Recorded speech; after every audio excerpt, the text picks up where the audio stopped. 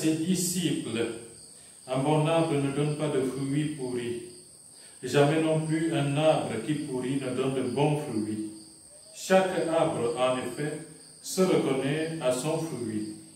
On ne cueille pas des figues sur des épines, on ne vendange pas non plus du raisin sur des ronces. L'homme bon tire bien du trésor de son cœur qui est bon, et l'homme mauvais tire le mal de son cœur qui est mauvais. Car ce que dit la bouche, c'est ce qui déborde du cœur. Et pourquoi m'appelez-vous en disant « Seigneur, Seigneur » et ne faites-vous pas ce que je dis? Quiconque vient à moi, écoute mes paroles et les met en pratique. Je vais vous montrer à qui il ressemble.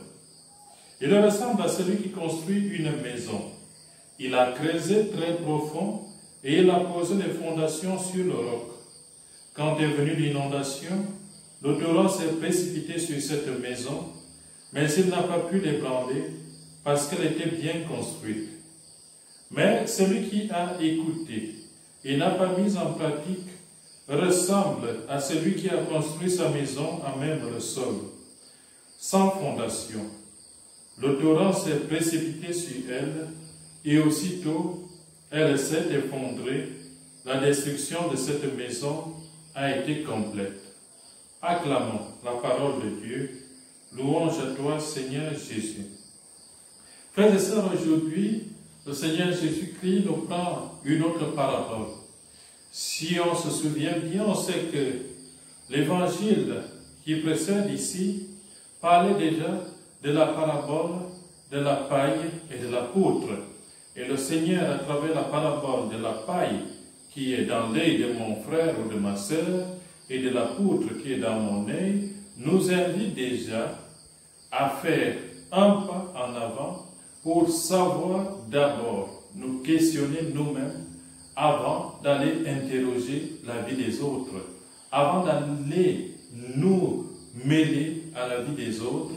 Il faut déjà qu'on fasse l'état de lieu par rapport à nos vies personnelles. Et aujourd'hui, le Seigneur revient en nous disant justement, en prenant une autre parabole, pour nous montrer que l'homme se remarque ou l'homme se distingue par des fruits qu'il produit. Vous produisez des bons fruits, ça veut dire que vous êtes un arbre bon.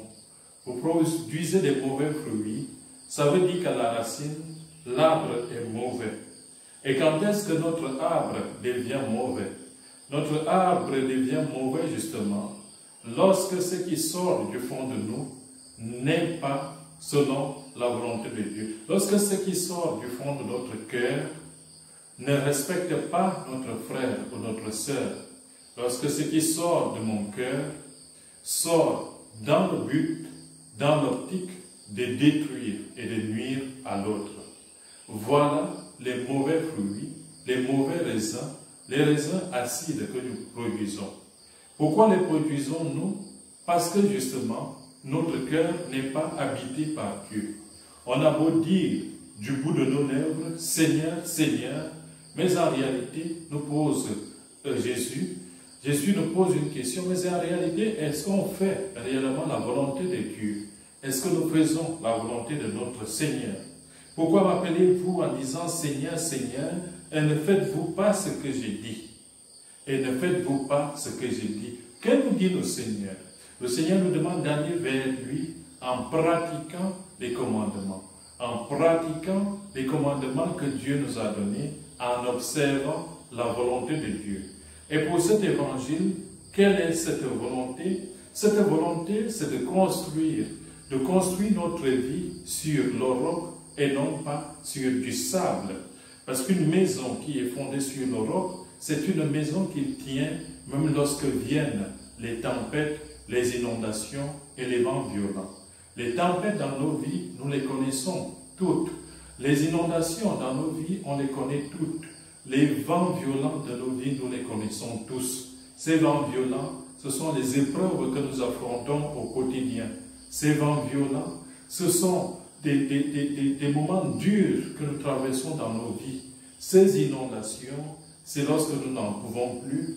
Mais si nous sommes fondés, fixés sur le roc, c'est-à-dire si nous avons notre cœur uni au cœur de Jésus, un vent violent a beau souffler, une inondation aura beau détruire tout autour de nous, nous tiendrons bon, nous tiendrons debout, parce que nous serons comme Marie au pied de la croix, debout pour regarder le Christ dans ses souffrances, le contempler et subir l'agonie, ou du moins passer le cap de la passion avec lui, dans le but, nous aussi, de ressusciter avec lui.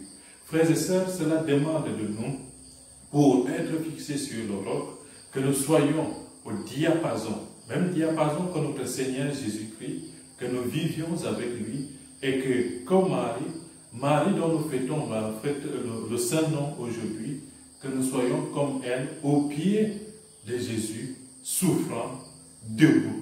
Stabat Mater. Que nous restions debout au pied de la croix avec Marie. Mais si nous ne sommes pas accordés au Christ, eh bien, qu'est-ce qui va nous arriver? C'est ce que décrit Jésus après. Ce que nous allons construire sur du sable. Nous allons construire à même le sol. Et lorsque le vent vient, lorsque les inondations arrivent, lorsque les tempêtes vont nous battre, eh bien, nous allons couler. Nous allons être emportés comme la balle portée par le vent. Nous devons donc être attentifs sur notre vie, frères et sœurs. Nous devons faire attention à la façon dont nous écoutons la parole de Dieu pour ne pas simplement être des spectateurs inactifs et inactifs de la parole de Dieu, mais pour qu'on soit non pas simplement des spectateurs, mais des acteurs qui transmettent cette parole à leurs frères et sœurs.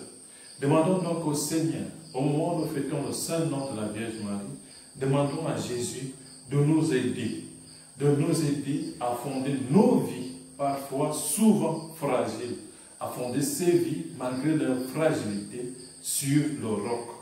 Pour ce faire, il faut, frères et sœurs, prier, il faut méditer, il faut vivre la parole de Dieu au quotidien.